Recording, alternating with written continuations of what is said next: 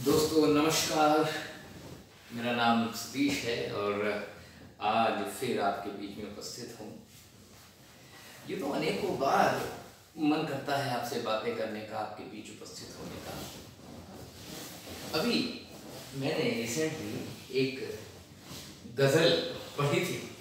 वो गज़ल मुझे बड़ी अच्छी लगी। उसमें था, हो गई है पीर पर्वत सी पिघलनी चाहिए, इस हिमालय से कोई गंगा निकलनी चाहिए। आज यह दीवार पर्दों की तरह हिलने लगी, शर्त लेकिन थी कि ये बुनियाद हिलनी चाहिए। हर सड़क पर, हर गली में, हर नगर में, हर गांव में हाथ लहराते हुए लाश निकलनी चाहिए। सिर्फ हंगामा खड़ा करना मेरा मकसद नहीं है, सारी कोशिश ये है, ये तस्वीर बदलनी चाहिए। मेरे सीने में नहीं तो तेरे सीने में ही सही, हो कहीं भी आग लेकिन आग जलनी चाहिए। जी हाँ दोस्तों, ये गजल मेरे हृदय के करीब इसलिए आ गई जब मैं आज सूरत हाल देखता हूँ हमारे शोषित पीड़ित दबे कुचले समाज की, तो बहुत कुछ होकर भी कुछ भी नहीं है। कई बार तो ऐसा लगने लगा है कि जो कारवां बाबा साहब डॉक्टर भीमराव अंबेडकर लेकर के आए थे, वो कारवां न सिर्फ रुक गया है, पर अब तो ऐसा लगने लगा है कि धीरे धीरे वो पीछे भी जा रहा है। जिस तरह से आपका आरक्षण निष्प्रभावी कर दिया गया, जिस तरह से प्रमोशन में आरक्षण लगभग समाप्त कर दिया गया, जिस तरह से जातिवाद आज चरम सीमा पर जा पहुंचा है, इतना ज्यादा जातिवाद हो गया है कि अब तो हिंदुओं के देवी देवताओं की भी जात बताई जाने लगी। ये विषय बड़ा गंभीर है और बीजेपी के नेता जैसे राजा सिंह लोध ऊना में हुई दलितों की पिटाई के लिए कहता है कि अच्छा होगा, इनको वैसे ही पीटा जाना चाहिए। रविंद्र चौहान बीजेपी का विधायक महाराष्ट्र, वो दलितों को सुअर कहता है। जनरल वीके सिंह दलितों को कुत्ता कहता है। अब ये योगी हनुमान की जाति बता रहा है, कह रहा है कि हनुमान दलित है। तो आप नहीं महसूस करें कि सारा जो ताना बाना है वो पूरी तरह से हिंदूवादी राजनीति और हिंदुत्व को बढ़ावा देने के लिए किया जा रहा है। क्योंकि हिंदुओं का जो आधार है, यकीन जानिए, हिंदुओं का आधार केवल और केवल जातिवाद है। हिंदुओं का आधार इनके धर्म ग्रंथ नहीं है, क्योंकि धर्म ग्रंथ में कुछ है ही नहीं, उसमें कोरा पाखंड है। केवल और केवल जातियों के पुलिंदे को हिंदू धर्म कहते हैं, जहां मनुष्य को मनुष्य समझने के बजाय उसे विभिन्न जातियों में बांटकर देखा जाता है, जहां स्वतंत्रता, समानता और बंधुता को कोई जगह नहीं।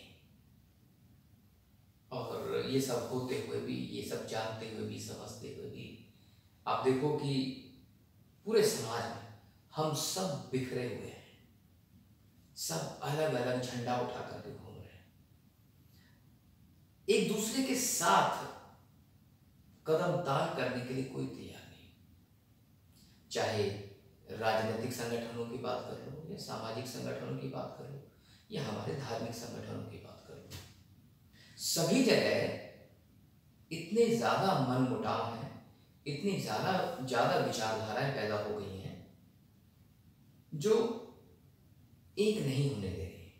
अब आप पूछेंगे ऐसा हो क्यों रहा है, मैं अपनी राय देना चाहूंगा इस बारे में, ऐसा क्यों हो रहा है। ये जो समाज है, शोषित पीड़ित दबा कुचले वर्ग का जो समाज है, इसमें बहुत जबरदस्त जागरूकता आई है, इसमें कोई दो राय नहीं है। लेकिन आर्थिक जागरूकता नहीं आई है, सामाजिक जागरूकता नहीं आई है, धार्मिक जागरूकता नहीं आई है, लेकिन राजनीतिक जागरूकता बड़ी ही प्रचंड मात्रा में समाज में आ गई है।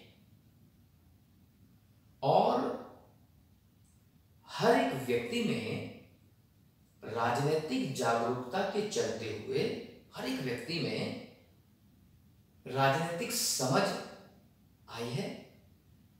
लोग राजनीति करना चाहते हैं, राजनीति में नेता बनना चाहते हैं, आगे आना चाहते हैं। मैं इसे गलत नहीं कह रहा हूं, ये अच्छी बात है, आना चाहिए। लेकिन राजनीति नेता बनने के लिए नहीं की जाती, राजनीति राष्ट्र के और समाज के उत्थान के लिए की जाती है, देश में विकास के लिए की जाती है। आप नेता बने, राजनीति करें, लेकिन नेता बनने के साथ साथ अपनी सामाजिक समझ का भी विकास करें, अपनी धार्मिक समझ का भी विकास करें, अपनी आर्थिक समझ का भी विकास करें। उससे क्या होगा, जब आप एक नेता बनेंगे तो नेता बनने पर आपके कंधों पर ज्यादा बड़ी जिम्मेदारी आ जाती है। तो उन जिम्मेदारियों को आप अपने कंधों पर उठा पाएंगे बशर्ते आपकी समझ का दायरा उतना ही बड़ा हो, उतनी अच्छी समझ हो। मैं दुख के साथ कह रहा हूं कि हमारे यहाँ जो राजनेता हमारे पैदा हो रहे हैं या आ रहे हैं, उन्हें आर्थिक नीतियों की समझ बढ़ानी पड़ेगी, उन्हें अपनी विदेश नीति की समझ बढ़ानी पड़ेगी, सामाजिक नीतियां बनानी पड़ेंगी और समझनी पड़ेंगी। इन विषयों पर हमारे नेता चर्चा नहीं करते। भारत में एनपीए, नॉन परफॉर्मिंग एसेट्स बैंकों का इतना ज्यादा हो गया, उस पर चर्चा करने वाला हमारा नेता नहीं है।